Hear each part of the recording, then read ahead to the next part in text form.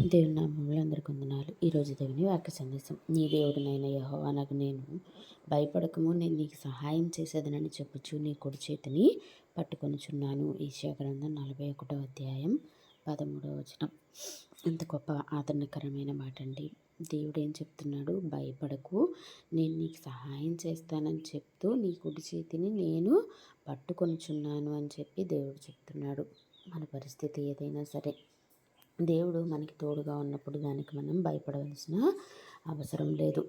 ఇశ్రాయేలీయులుని ఐగుప్తు నుంచి బయటికి తీసుకొచ్చినప్పుడు జరిగిన అద్భుత ఆశ్చర్య కార్యములన్నిటినీ దేవుడే చేశారు. 40 సంవత్సరాలు వాళ్ళ అరణ్యంలో నడిచిన వారికి ఎటువంటి అనారోగ్యకరమైన పరిస్థితి రాలేదు. వాళ్ళ చెప్పులు అరిగిపోలేదు, వాళ్ళ బట్టలు చిరిగిపోలేదు. వాళ్ళకి పగలు మేఘస్తంభంగా, రాత్రి అగ్నిస్తంభంగా ఉంటూ వాళ్ళని అన్ని సంవత్సరాలు దేవుడు నడిపిస్తూ వచ్చారు. అంతేకాక అక్కడే మన ఎర్ర సముద్రం పాయలుగా చేరడం, అదేవిధంగా బండ నుంచి నీళ్ళు రావడం, మారాని మధురంగా మారడం, ఇలా చాలా చాలా అద్భుత ఆశ్చర్య కార్యాలన్నింటినీ మనం చూస్తూ వచ్చాం.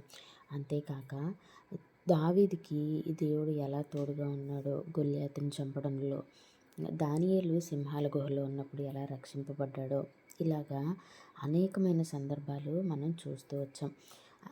అప్పుడే కాక ఇప్పుడు రోజుల్లో కూడా దేవుడు ఏం చేస్తారండి, మనకి సహాయం చేయడానికి మన చేతిని పట్టుకుంటాను అని చెప్పి చెప్తున్నాడు. అప్పుడేదో జరిగాయి కానీ ఇప్పుడు ఈ రోజుల్లో జరుగుతాయి అంటే ఎప్పుడైనా జరుగుతాయి. ఎందుకంటే మన దేవుడు మారనివాడు. నిన్న నేడు నిరంతరం ఏకరీతిగా ఉండి మార్పు చెందిన దేవుడు ఆయన.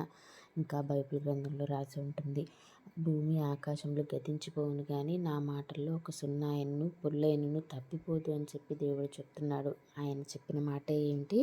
భయపడకము, నేను నీకు సహాయం చేస్తాను అని చెప్పి దేవుడు చెప్తున్నాడు. కాబట్టి మనం పరిస్థితిని చూసి భయపడక దేవుని మీద నమ్మకం ఉంచే వారంగా మనం ఉండాలి. మనం దేవుని నమ్మినప్పుడు పరిస్థితి అది ఏదైనప్పటికీ సరే, అది ఎంత పెద్దదైనా ఎవరికైనా అసాధ్యం అయ్యుండొచ్చేమో కానీ దేవునికి మాత్రం సమస్తము సాధ్యమే.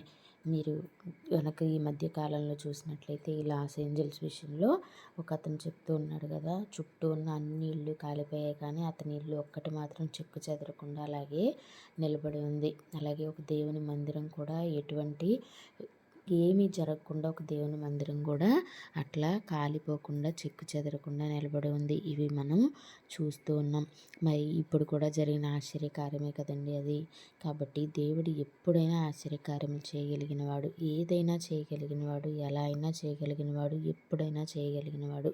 మనకు కావాల్సిందల్లా నమ్మకం, విశ్వాసం. అది మనం కోల్పోనంతకాలం మన జీవితంలో దేవుని కార్యాలు ఖచ్చితంగా జరుగుతాయి. పరిస్థితి ఎలా ఉన్నప్పటికీ ఆయన గనక మనం నమ్మగలిగితే, ఆయన యందు విశ్వాసం ఉంచగలిగితే, ఏం చెప్తున్నాడండి దేవుడు? ఆవగింజంత విశ్వాసం ఉంటే మీరు కొండను చూసి సముద్రంలో పడమంటే పడుతుంది అని చెప్తున్నారు. అంతేకాక మనం చూసినట్లయితే అపోస్తలుల కార్యములో సౌలు ఒక ప్రదేశానికి వెళ్ళినప్పుడు అక్కడ వారు ఏం చెప్తారు?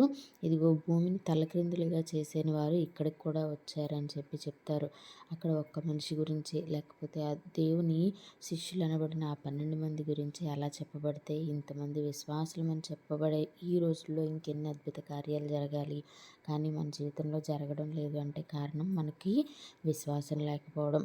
కాబట్టి విశ్వాసం కోల్పోక దేవుని యందు నమ్మిక ఉంచినట్లయితే, భయపడక మనం ఉన్నట్లయితే, దేవుడి చేతికి మన పరిస్థితిని అప్పగించినట్లయితే ఖచ్చితంగా మన జీవితంలో దేవుని కార్యాలు జరుగుతాయి అని తెలియచేస్తూ వందనాలు.